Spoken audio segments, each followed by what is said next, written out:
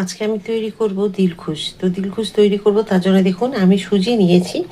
এটা খুব মিহি সুজিগুলো, তবুও একবার আমি মিক্সি জারে একবার ঘুরিয়ে নেব। তো আমি মাপটা বলে দিচ্ছি আপনাদেরকে। দেখুন আমি 1 বাটি নিলাম। দেখুন সুজিগুলোকে একটুখানি গুঁড়িয়ে নিলাম, দিয়ে নিয়ে নেব এখন এই বাটির মধ্যে। এখানে সুজি নিয়েছি, আর নিয়ে নেব আমি 1 বাটি বেসন। এর আগে আমি দেখিয়েছিলাম মৈসুর পাক বা দিলখুশ আপনাদেরকে শুধু বেসন দিয়ে। তো চিনি না দিয়ে একটা জিনিস আরও দেবো, সেটা দিলে আপনাদের সকলেই খুব খুশি হয়ে যাবেন, আর সবাই পছন্দও করবেন এইভাবে মৈসুর পাক বা দিলখুশ তৈরি করার জন্য। বেসন চেলে নিলাম দেখুন। আর এখানে আমি নিয়েছি গুড়। তো গতবারই আপনাদেরকে এই গুড় দিয়ে দেখাইনি, আমি গতবারে দেখিয়েছিলাম কৌটোর এই গুড় দিয়ে, যেগুলো একদম গুঁড়ো কিনতেই পাওয়া যায়। তো গতবারে আমি দেখিয়েছিলাম একটা লাড্ডু, তো মৈসুর পাক দেখাইনি, লাড্ডু দেখিয়েছিলাম। তো সেই গুড় নয়, এটা হচ্ছে সেই লাড্ডু গুড়গুলো যেগুলো একটু ভেঙে গলিয়ে নিতে হবে। তো এই গুঁড়ো আমি একটুখানি ধুয়ে নিয়ে তারপর গলতে দিয়ে দেবো। দেখুন এখানে আমি তেল আর ঘি দুটোকে মিশিয়ে নিয়েছি। যদি আপনারা পুরোটা ঘি দিয়ে করতে চান তাও করতে পারেন, বা তেল দিয়ে চাইলে তেল দিয়েও করতে পারেন। আমি দুটো মিশিয়ে করছি। আর ঘি গলিয়ে নিয়ে দেখুন কিছুটা আমি এখানে তুলে রেখেছি, পরে লাগবে। আর এখন এতটা যেটা আছে এটার মধ্যে আমি বেসন ভেজে নেব।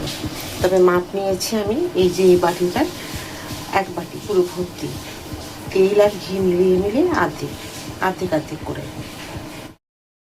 এখানে গুড়ের যে পাক, যেটা রসটা আমি তৈরি হতে দিয়েছি, দেখুন খুব সুন্দর ফুটে গেছে। পরে দেখিয়ে দেবো এটা কীভাবে তৈরি, মানে কীরকম রাখতে হবে। এখন আমি দিয়ে দেবো সুজি আর বেসন।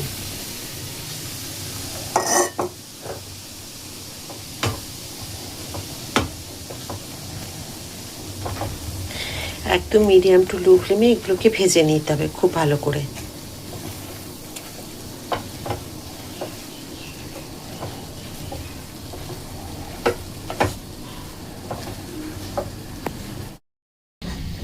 দেখুন কি সুন্দর ভেজেছি, এইরকমই থাকবে রঙটা, আর এর থেকে পুড়ে যেন না যায়, এরকমই ভাজা হবে। এর মধ্যে আমি দিয়ে দেবো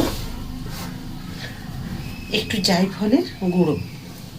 আপনারা তো এলাচ দিয়ে অনেক সময় দেখিয়েছি, একবার জায়ফল দিয়ে দেখবেন, খুব ভালো হয়। দেখুন এইরকমই ঘন হবে, আর এটাকে আমি মিশিয়ে নেব।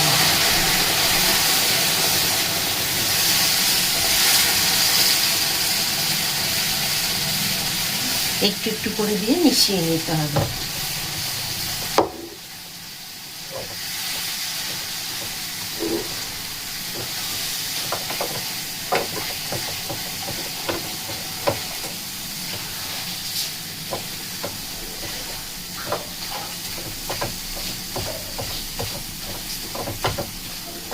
এইভাবে এটাকে ভেঙে নিতে হবে।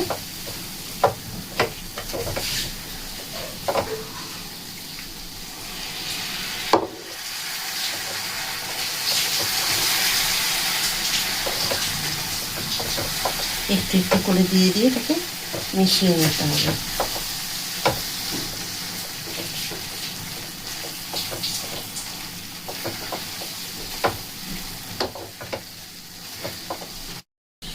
এই যে দেখুন আমি এই যে রেখেছিলাম ঘি আর তেল, সেটাকে একটুখানি দিয়ে দিলাম।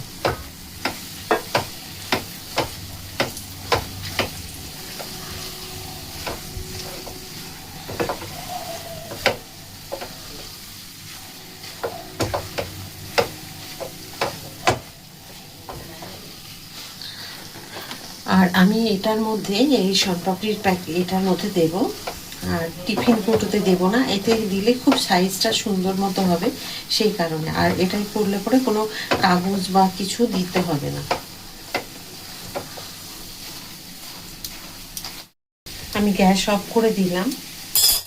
দেখুন আমি ক্যামেরা অন করতে ভুলে গেছিলাম। এটাকে ঢেলে নিলাম, ঢেলে আর এটাকে দেখুন সমান করে নিচ্ছি।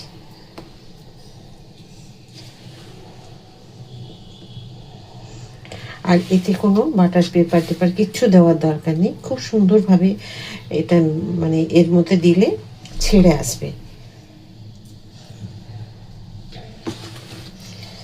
চলুন, এটাকে কোনো ট্যাপ করার বা চাপার কোনো দরকার নেই। এটাকে আমি এখন ঢেকে রেখে দেবো 2 ঘন্টার জন্য। 2 ঘন্টা না হলেও 1 ঘন্টা, 1 ঘন্টা রাখলেই যথেষ্ট। এটাকে আমি ঢেকে রেখে দেবো।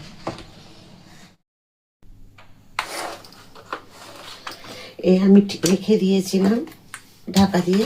তো দেখুন এটা কি সুন্দর সেট হয়ে গেছে। তো আমি মোটামুটি 15-20 মিনিট পর বের করে একবার এভাবে কেটে নিয়েছি। তো কেটে নেওয়ার পরে এখন আমি ডিমোল্ড করিয়ে নিই। আর এটা এই কারণেই দেওয়া, দেখুন কি সুন্দরভাবে এটা সেট হয়েছে। তা আমি এই থালার মধ্যে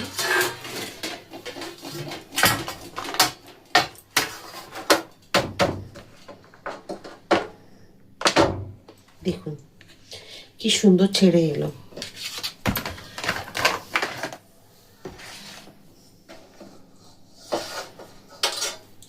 এবারে আমি এগুলোকে খুব সহজে দেখুন ছাড়ানো হয়ে যাচ্ছে। দেখুন আমি কি সুন্দর করে সাজিয়ে নিয়েছি, আর দেখতে কি সুন্দর লাগছে। একটা ভেঙে দেখাই আপনাদের যে কতটা সুন্দর হয়েছে। এই দেখুন আমি একটুখানি ফ্রিজে ঠান্ডা করার জন্য রেখে দিয়েছি, এরকম হয়েছে। আপনারা চাইলে ফ্রিজে না রেখে বাইরেও রেখে দিতে পারেন। দেখুন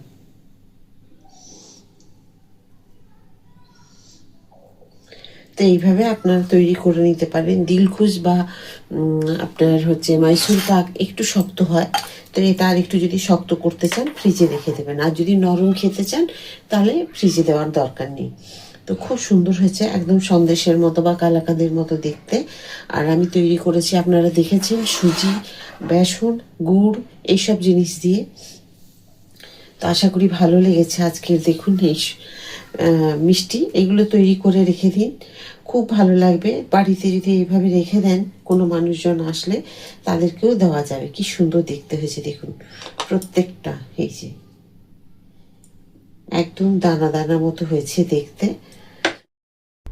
আজকে বেসন আর সুজি দিয়ে যে মিষ্টিটা তৈরি করলাম, যদি আপনাদের ভালো লেগে থাকে একবার অবশ্যই বাড়িতে তৈরি করে খাবেন। আর ফেসবুক থেকে যদি দেখে থাকেন অবশ্যই ফলো করে দেবেন।